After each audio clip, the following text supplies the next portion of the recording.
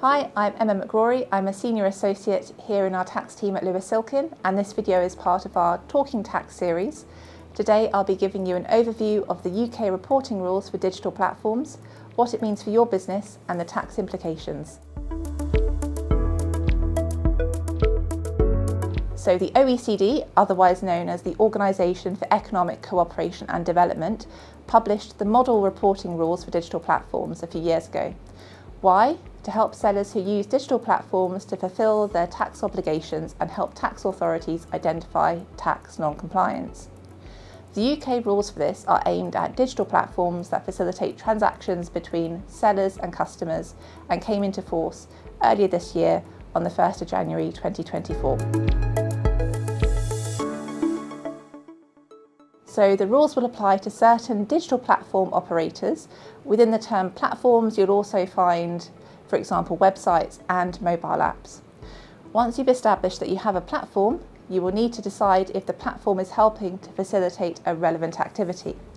This definition is broad and it includes both so-called relevant services and also the sale of goods for consideration.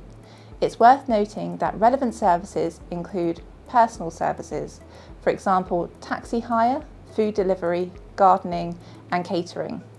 There is a carve-out to what would be a personal service if it's been delivered by way of an employment contract with a platform operator or a related entity to a platform operator.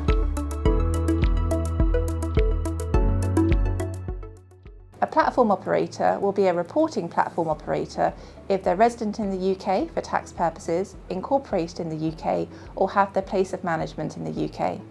Reporting platforms will need to collate and verify certain information about sellers who use their platforms and report that information to HMRC by the 31st of January following the end of the reporting period.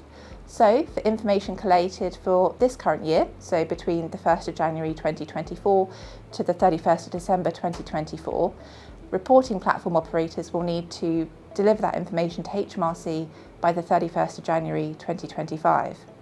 If reporting platforms do not fulfil their obligations, they will incur penalties.